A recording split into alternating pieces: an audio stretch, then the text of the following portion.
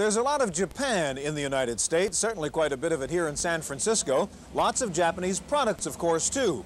But one Japanese export which has not been very successful here has been the Japanese computer. Why? What have been the problems? We'll find out the answers to these questions as we take a look at Japanese computers on this edition of the Computer Chronicles.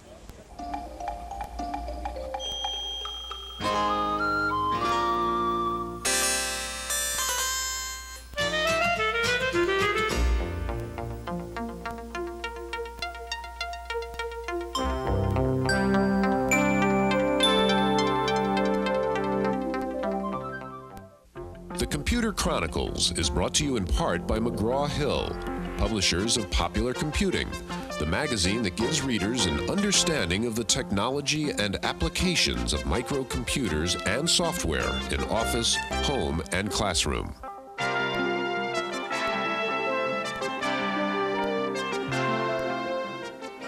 Welcome to the Computer Chronicles. I'm Stewart Cheifet, and this is Gary Kildall. Gary, we've been hearing for years now about the Japanese threat. Any minute they're about to invade our shores, take over the PC market just like they did cars and VCRs and cameras and so on, but it hasn't happened yet. Has that window of opportunity passed, or is it still possible the Japanese could move in? Well, first of all, we're talking about packaged personal computers because they've had many successes in other areas related to computing. But the Japanese have a very large market at home, and that's the home market they address first. In the U.S., it's primarily a conversion process in many cases. Here they're in the consumer business. They don't really have the distribution, marketing, and support channels for computers themselves. Now, the potential is certainly there, but the U.S. manufacturers are hoping to keep them offshore by the ingenuity that we have at home. Today we're going to go to Japan to see the latest in Japanese technology in the personal computer field. We'll also see what's going on in some other foreign countries as they try to get aboard the computer bandwagon. We're going to begin, though, by taking a background look at what the Japanese effort has been thus far to get into that world market.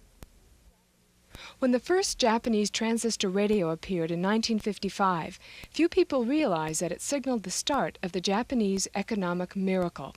From radios to stereos, from cars to cameras, the Japanese have marked one success after another in markets around the world.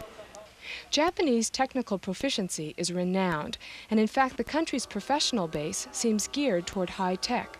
On a per capita basis, Japan has 4 times as many engineers as the United States. But in spite of a dominant position in consumer electronics, the Japanese have not done so well with computers, at least those for export. Japanese computer companies own about 10% of the world market, while the U.S. has 80%. And in the United States, which accounts for over half of the global market, Japan holds only 2%. But the Japanese have excelled in producing components, hardware, and peripherals which don't require software development or extensive customer support. With some exceptions, they have been content to leave systems integration and service to domestic affiliates. Like the early years of Toyotas and Datsuns, however, the Japanese have learned since their first attempts, and their recent approach to home computer exports seems to be one of waiting and watching.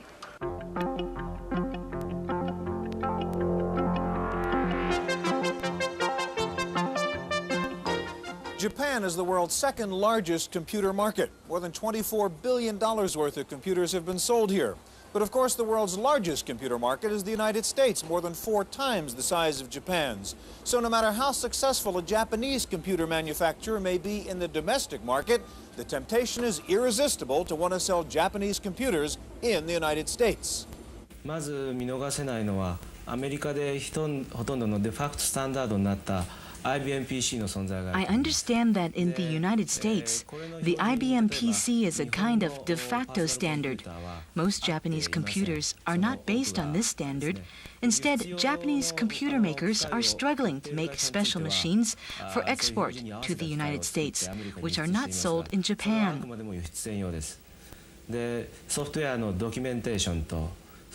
Japanese computer companies are faced with 2 major problems. First, poor documentation, and second, a weak user interface. These are 2 very serious problems. These problems must be resolved to make Japanese computers exportable. The distinct difference between Japanese and American computer users has not been overlooked by the Japanese makers and can be seen in any Japanese computer store. A profusion of low-cost machines attracting some very young customers, and the accent is definitely on entertainment software. Japanese market currently moving from the hobbyist market to the business-oriented market. In the US, almost all the personal computers already moved from the hobbyists to the business areas. The IBM of Japan is the NEC Corporation, with a 58% share of the local PC market. But like most Japanese manufacturers, NEC has had disappointing sales in the United States and seems to be waiting for some major improvements, especially in the home computer field. In Japan, we try to sell our personal computer to the home market. However, the current software and word processors functions is not sufficient for the home use, but gradually such a market will be increased until the next 5 or 10 years.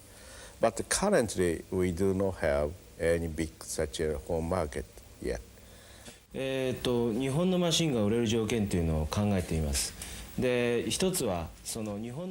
Japanese computers to sell successfully in the US, they need first of all some unique new software, and that brings up the problem of finding good third-party developers. Next, Japanese makers need to find good retail outlets to sell their own software. Maybe the reason NEC and other Japanese companies are not pushing harder in the US is because they are not ready yet. They are saving their strength for the future. That's why I say this is a time for waiting. Japanese industry has a firm tradition of introducing new products in the domestic market first. Only then, if Japanese consumers respond favorably, will the product go overseas. It has been a recipe for success so far, but the computer is a special case. Transplanting Japanese-built software to American market, especially applications software, I think it's very hard. And there is no established technology about writing operating systems or communication software, not much in Japan. And I think I was wondering what is the reason why there is such a difficulty.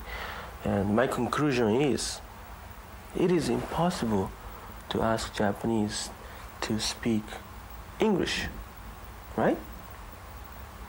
A computer is invented in United States.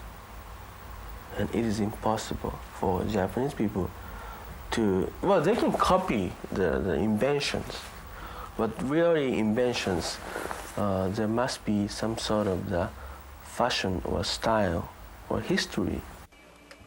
Of all the new Japanese computer products, the most closely watched is MSX.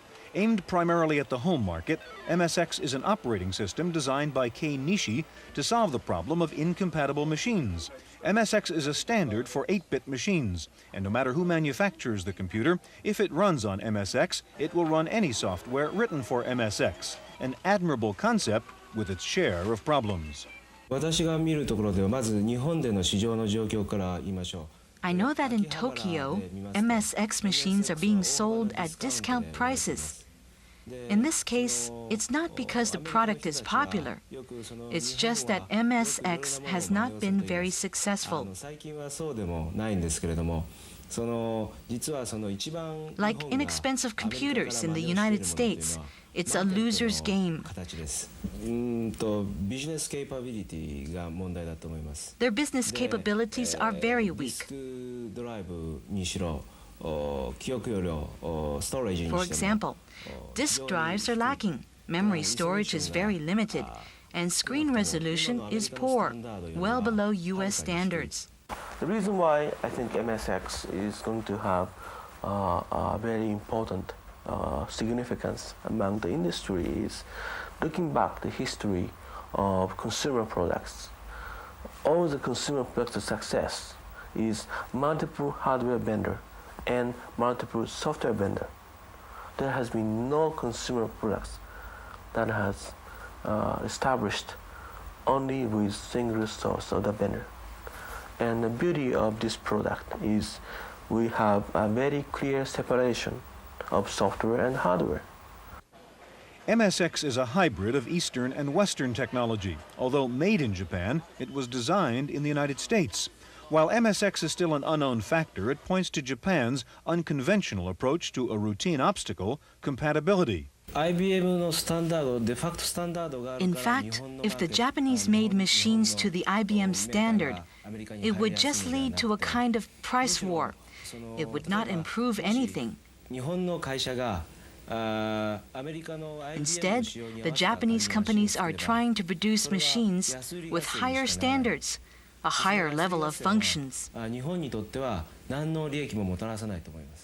The bigger the gap between Japanese and American computers, the better the chances are for new Japanese machines. Personal computers is a good, something like the culture-oriented good.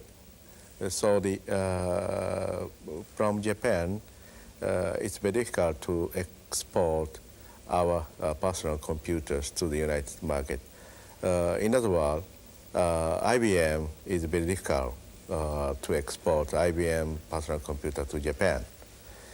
So the cultural problems is very important. Faced with a language obstacle, an uncertain market, and cutthroat competition, the Japanese are striking out in all directions to get the jump on new computer technology. The best place to see this is at the first Japanese Comdex, where the opening day's attendance was the highest ever recorded at this American-style computer show.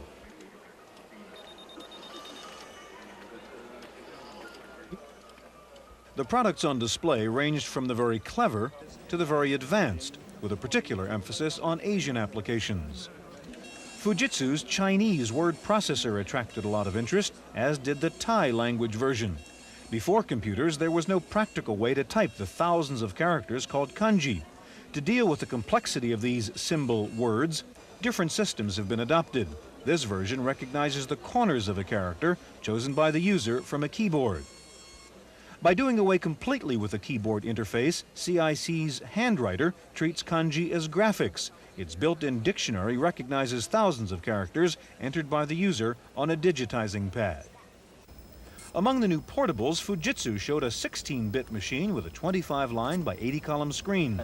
It comes with 128K of random access memory, expandable to 448K, and up to 512K of ROM.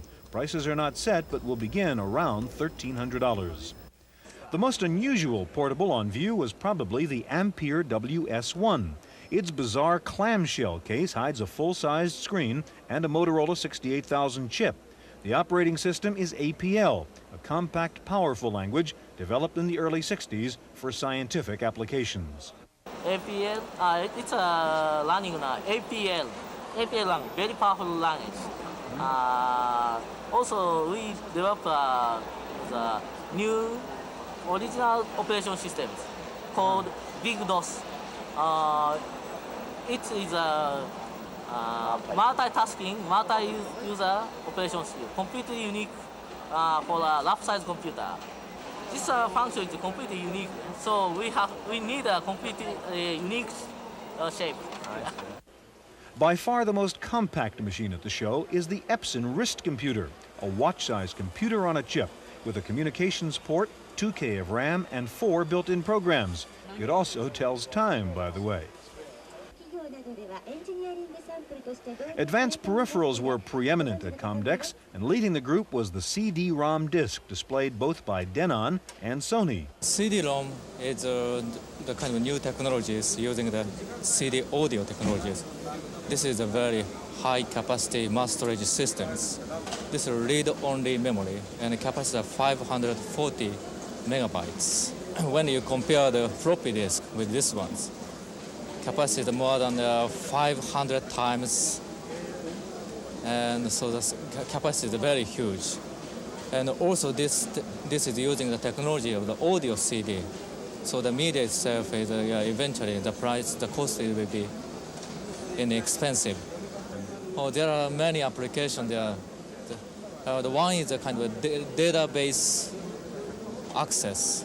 There are so many online database in the United States, but the cost of the retrieving is very expensive because of using the telephone lines. And this is a very relatively inexpensive medias. And let's say you distribute 1,000 pieces to the customers, and the cost is very cheap. And also some companies thinking kind of home education or school educations, because this media can contain graphics, sound, text, voice, and so on. For the user with serious data storage problems, Sony offered a large-sized Laserdisc with a capacity of 3.28 gigabytes, or about 30,000 pages. To satisfy the Japanese craving for foreign language instruction, a number of CAI applications were on view, including this computerized mystery story from the Limelight Company. The built-in cassette player is synchronized to the screen's graphics for a complete audiovisual language lesson. New York seems strange to Tom. It doesn't seem real. Japan's manufacturing ingenuity is on display around the world, and the first-time visitor to Japan sees it everywhere, from neatly packaged lunchboxes to high-tech toys. But most Japanese companies seem to admit that when it comes to computers, they lack the competitive edge, for now.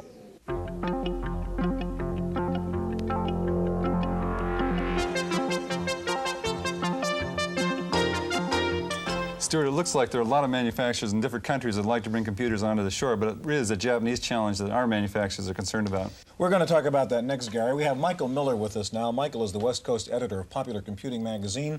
And next to Michael is Christopher Meade, the editor and publisher of the Japan High-Tech Review based in Phoenix, Arizona. Chris, in various publications we've seen computer systems have been very successful in Japan, such as the Sharp X1 or MSX, that have not come onto our shores, that haven't been introduced in the United States. What's the reason for that? I think the basic reason is really just language. First of all, the Japanese language is so complicated with the characters or kanji, which need to be represented graphically. It requires more computer power to do that than just the Western alphabet. This has meant that until just a year or so ago, it was impossible to have the Japanese language on personal computers. This kept them far behind our industry in their development of personal computers. Now, what about their local customer base? You know, there's quite a few million people in Japan. Is there, let's say, some intention to sell into that market first and then come on into the United States? Do you feel that at all? Well, I think that's been true with many Japanese companies as sort of a traditional viewpoint that you don't want to embarrass yourself outside before you first perfect your product at home. Mm-hmm. There's part of that. The other problem is, of course, I alluded to the Japanese language. We also have the English language problem. With software, it's a tremendous advantage to speak the language of the people you're selling to. So there's also the conversion of just the manuals and documentation and the programs themselves into English. Michael, what about, let's take MSX as another example. Now, that is a machine that could compete, let's say, with the Commodore 64. Has Commodore and Atari, have those two companies kept MSX out? Well, MSX is really a standard that will be adhered to if it exists by a number of Japanese companies. Many of these machines were shown in January at the Consumer Electronics Show, and many of them are being marketed in Japan. But as of yet, nobody's brought them over here successfully. It seems that the machines are not up to date as much as the newer machines that Commodore and Atari are about to come up with. But what about manufacturing and packaging? Do the Japanese have any, let's say, real distinct advantage over the companies here in the United States, or are things being built in the Orient anyway? Well, basically, both the Atari machine, the Commodore machine, in fact, machines by all manufacturers, consist in a large part of components that are manufactured in Japan or South Korea or other overseas destinations. Christopher, you were suggesting that the problem of language and so on is kind of a past tense problem. Do you see the Japanese as having solved that now and therefore becoming a greater challenge in the future? It depends on what you mean by the future. The next 6 months, I don't see much of a problem for American makers. I think it's more long-term. For example, Hitachi Corporation has had an internal goal of becoming the #1 computer company in the world. But the first, they would like to be the #1 semiconductor manufacturer in the world. And the hope was to reach that goal in 1990, and then to pass IBM and be the world's top computer maker in the year 2000. So there's a lot of time. Well, what about peripherals? The Japanese have been very successful on the peripheral side here in this country. Why? Absolutely. The language problem is really not as important there. For manufacturing, you'll see more and more American companies turning to Japan, and you'll also see American designers deciding, for whatever reasons, I don't want to work with these American manufacturers. I want to go directly. It's eventually going to be produced in Japan anyway, so why don't I just go there right from the start? Well, that's kind of scary prospect for the competition in the future then. Gentlemen, we're out of time. Thank you for adding that information. Now, will the Japanese, in fact, take over the computer market in this country, much as they have done in cameras and VCRs and automobiles and so on? Our commentator, Paul Schindler, has some thoughts. Japanese journalists often come here to ask me about life in the electronic cottage, which proves my point that no matter what you may have heard, the Japanese still don't have all the answers. Now, a lot of people have been making a prediction for years that there's going to be an overwhelming Japanese invasion that'll sweep into the American personal computer market just like they did autos and steel. Well, I'm here to tell you that Silicon Valley isn't Detroit or Pittsburgh. And I'm not going to argue that the managers here are smarter than the captains of industry who let the Japanese steal their markets. But they are younger and nimbler, and they won't sit still for it. I also won't argue that the Japanese imitate instead of innovate. They do both, and they do both well. But we've got a secret weapon they may never overcome. This is a keyboard society, theirs is not. English is phonetic, most Japanese alphabets are ideographic. Every English word can be written with 26 letters, but it takes thousands of characters to write Japanese. I type 60 words a minute, but in Japan, 5 words is breakneck speed. Sure, they might beat us to voice recognition, but the US market for Japanese-speaking computers is going to be pretty small. Don't worry about Japan. I don't. That's my opinion. I'm Paul Schindler. On our next edition of the Computer Chronicles, we'll visit Tsukuba, Japan, to take a look at Expo 85, Japan's high-tech World's Fair of the future. You'll see computers from around the world, and we'll show you robots that walk, talk, and even play the organ. Don't miss it next week on the Computer Chronicles.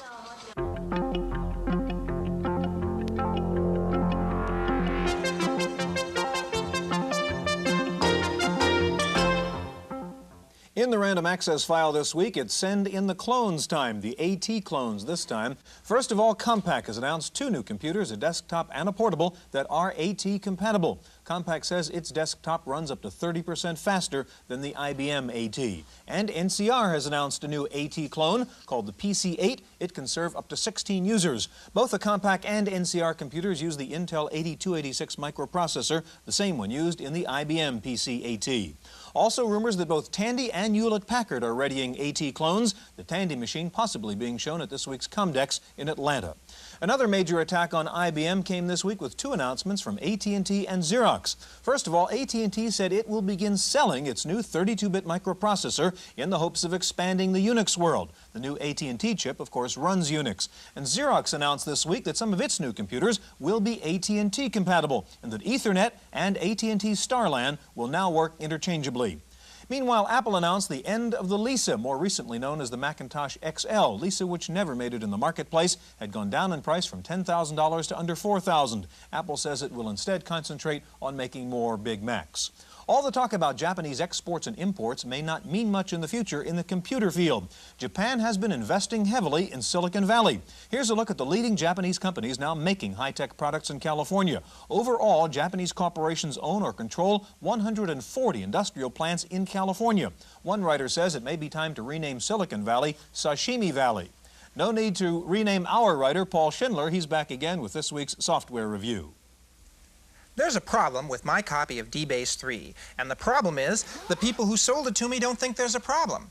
You see, I can load this popular program on my hard disk if I want, gaining speed and convenience. I can load it, but to use it, I have to load a floppy disk every time. That's because DBase 3, like a lot of other expensive software, is copy protected. You know, a hard disk full of copy protected software is nearly pointless. There is an answer. It's Copy to PC. This program enables you to make backup copies of copy protected software. Have a look at its screens. They're nearly too simple for words. This program was not made to look at, it was made to use. It lets you put copy-protected software on hard disks without requiring you to insert that floppy. Now look, I know Copy2PC and its ilk can be used illegally, but so can a butter knife. Does that mean we should ban butter knives? I don't think so. I haven't made a single illegal copy of any software with this program, and I never will. I don't think you will either. Copy2PC, $50 from Central Point Software in Portland, Oregon. For the Computer Chronicles, I'm Paul Schindler. One software trend is the growth of mini versions of best-selling business programs. Two examples, MicroPro is coming out with a mini WordStar to sell for $150, less than half the price of a full-blown WordStar. Other mini programs coming include subsets of Framework and a mini version of ThinkTank.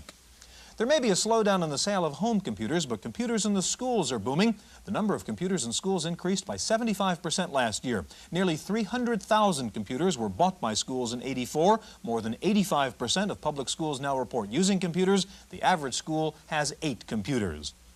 The airline People Express has come up with a solution to the problem of busy reservation operators. Replace them with computers. You can now make a reservation on People Express by punching in the appropriate data on your touch-tone telephone. A synthesized voice coaches you along the way.